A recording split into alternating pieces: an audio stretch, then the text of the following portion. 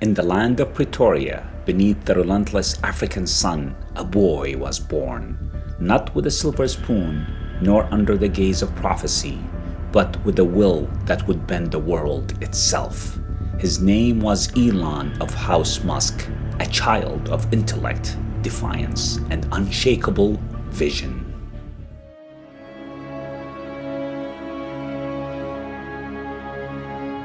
Yet, destiny does not come without trial. His mind, too vast for childhood games, too restless for the comforts of companionship, made him an exile among his own people. His peers, fearing what they could not understand, beat him, humiliated him, cast him aside like an anomaly in the grand design. His father, Earl of Pretoria, a man of shadows, both brilliant and cruel, offered lessons not of kindness but of steel, teaching his son that survival meant embracing the pain and forging through it. But Elon was not meant to be broken. He devoured knowledge, drinking from the wells of Asimov, Clarke, and Henlon, learning that the world was not meant to be accepted, but challenged, rewritten, conquered. At 12, he built his first creation, Blastar, a digital battlefield of interstellar war, selling it for a sum far smaller than its worth. It was not about money, it was about control, the power to shape the universe rather than submit to it. Yet, South Africa was too small for such ambitions. The world he sought lay beyond the desert, beyond the oceans, beyond the chains of the present.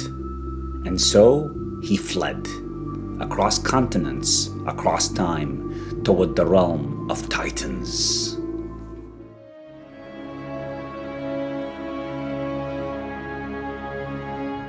The road to greatness is never smooth. Musk arrived in Canada, a land as cold as the welcome it gave him. He had no fortune, no allies, only an unbreakable will and the belief that he was meant for something greater. He labored in mines, toiling in the frost-bitten darkness. He worked on farms, breaking his body for wages barely enough to survive. But in each hardship, he found fuel for his fire. At the great citadel of Queens, he sharpened his mind, absorbing the ways of commerce and innovation. Yet, it was not enough. He hungered for the frontier, for the very edge of human knowledge. And so, he crossed into the fabled kingdom of Pennsylvania, where he drank deeply from the twin wells of physics and business, the two forces that would become his weapons in the wars to come.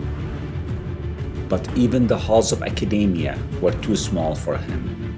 The real war was in Silicon Valley, where the gods of the new world forged empires with code and silicon. Musk set foot upon Stanford, the sacred ground where the chosen few studied the alchemy of energy and materials. But on the second day, he made a choice that would set the course of history. To shape the future, not study it. He left behind the comfort of academia and stepped into the battle of the digital age, unarmed but fearless.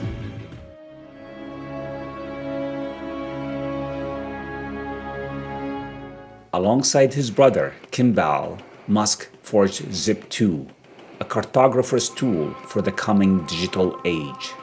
It was not a kingdom, not yet, but a foothold in the war for the internet. The early days were brutal.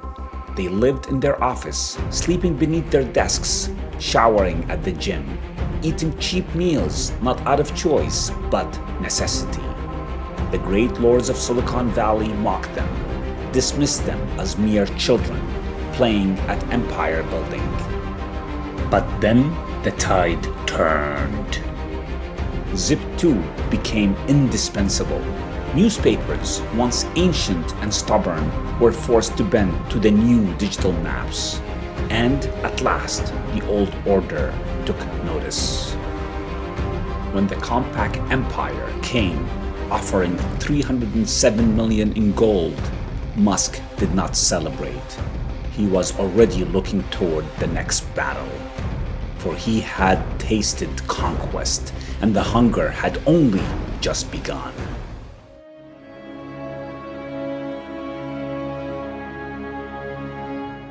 Armed with gold and fire, Musk turned to finance, the last unchallenged fortress of the old world. The banks had ruled unbroken for centuries, their walls high, their power unshaken. He would tear them down. From the depths of his ambition, he forged X.com, a vision of money that moved like air, free from the grasp of the ancient banking houses. But revolutions breed enemies. The lords of the boardroom, fearing what he had built, betrayed him. They stripped him of his throne, forcing his creation to merge into PayPal, the new empire of digital finance. But even in exile, he emerged victorious. When eBay laid claim to PayPal for $1.5 billion, Musk took his share of the spoils. Yet he did not rest, for he had glimpsed something greater than gold. He had glimpsed the stars.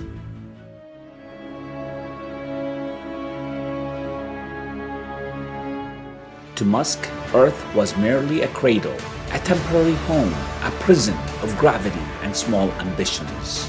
The future of mankind lay beyond the sky, on the red dust of Mars, among the stars where no king, no government, no force of nature could limit human potential.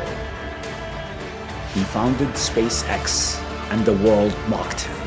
Space belonged to the gods, they said, to nations with infinite treasuries and armies of engineers, not to a rogue entrepreneur with impossible dreams. But Musk did not ask permission. He built Falcon 1, a steel beast with fire in its heart, meant to defy the heavens. And then the trials came. The first launch failed, the second crumbled, the third burned in the atmosphere. Each loss drained his coffers, each explosion a death knell for his empire before it could even rise. Musk was already on the brink of ruin. If SpaceX failed, he would be finished. Then came the fourth launch, the last bullet in the chamber, the moment where everything hung in balance. The rocket soared, higher, higher still. The engines did not fail, the sky did not shatter, and at last, against all odds, it pierced the heavens. NASA, the gatekeeper of the stars, had no choice but to take notice. They came bearing a contract, a lifeline worth billions. The dream of Mars was no longer a whisper, it was alive. SpaceX was no longer a fantasy, it was the future.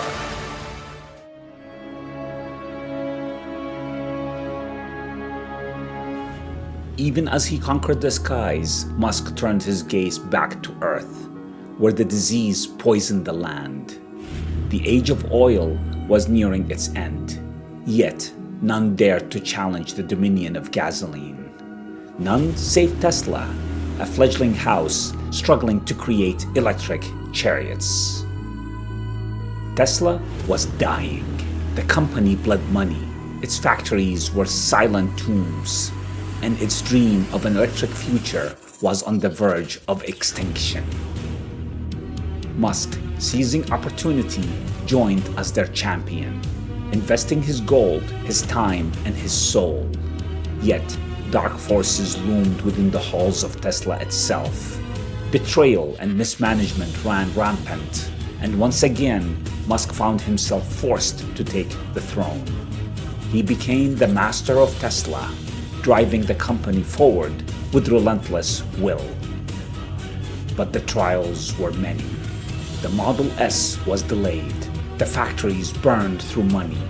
Tesla stood on the brink of ruin. Musk slept in the factory, working day and night, pushing his warriors beyond exhaustion. And then, a miracle. The people believed. The world's eye turned to Tesla, and its electric steeds, sleek and powerful, became the chariots of the new age. The old gods of gasoline shook, for Tesla was no longer a challenger, it was the ruler.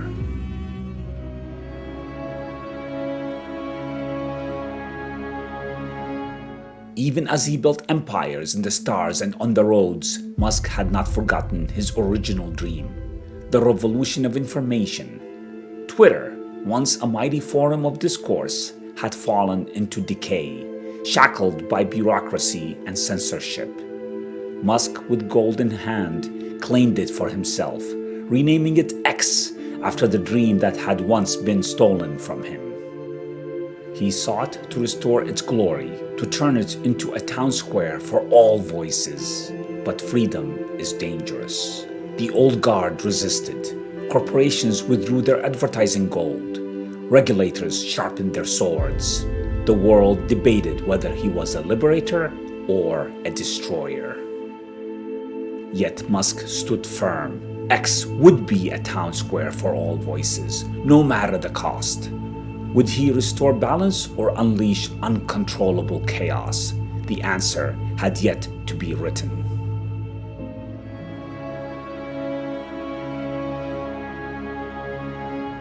The world was shifting, not with the thunder of war, nor the cries of revolution, but with the silent hum of a new intelligence awakening.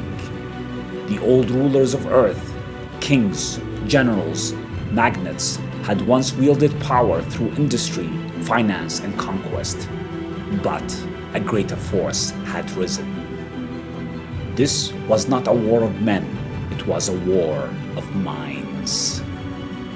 Musk had foreseen this battle long before the rest of the world even recognized its coming. He had seen the code whisper in the dark. He had felt the pulse of algorithms beating like an unholy heart beneath the surface of the digital world. He had been one of the first to call for caution, to sound the alarm that unchecked artificial intelligence would not simply serve mankind, it would reshape it, reprogram it, and, if left uncontrolled, rule it. Yet, even he had underestimated the speed of its rise. Years before he had stood at the birth of OpenAI, forging it as a shield against the monopolization of machine intelligence, he had envisioned it as a force for good, a sentinel that would safeguard humanity from the abyss of unregulated AI.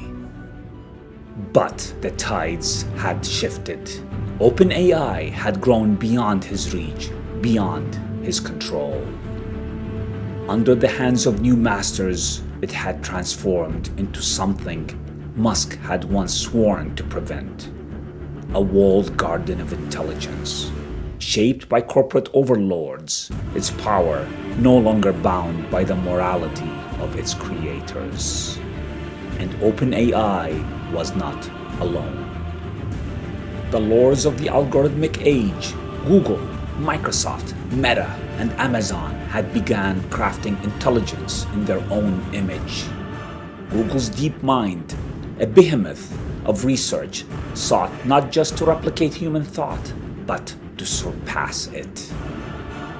Microsoft, now entwined with OpenAI, fueled the rise of ChatGPT, pushing AI deeper into the very fabric of civilization. Meta AI whispered its influence through unseen channels, weaving itself into the consciousness of billions. The machines were no longer coming, they were already here.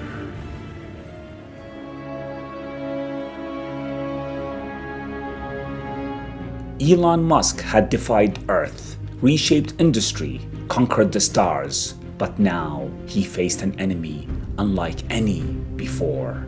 One that did not breathe, did not feel, but thought.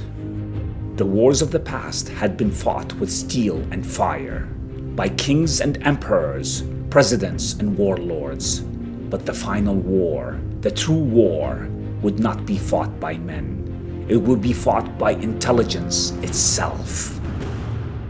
Across the world, supercomputers pulsed with digital thought. Machine learning models consumed every word, every idea, every fragment of human history. The singularity, the moment AI would surpass mankind, was no longer a theory, it was an inevitability. Some called it the Golden Age, where AI would usher in the next era of civilization, curing disease, eliminating scarcity, lifting humanity into the next realm of evolution. Musk saw the other possibility. A future where mankind was no longer the master of its own destiny. And so he forged XAI, an intelligence that would challenge the coming wave. He built Grok, a warrior in the war of truth, a creation that would stand against the tide of artificial minds, being shaped by corporate overlords, hidden agendas, and forces seeking to control reality itself. But even Musk did not know if he had built a guardian of humanity or a beast that could never be tamed. Would AI be a servant or a ruler, a force of progress or the death of human will? Musk had conquered the roads, the skies, the digital realm. Now he faced his greatest battle, a war not against corporations nor nations, but the very essence of intelligence itself. Would he tame the machine, or had he only hastened its rise? The answer was yet to be written. But Elon Musk, the titan of innovation, marches on. Undaunted, unrelenting, his legend is still being written.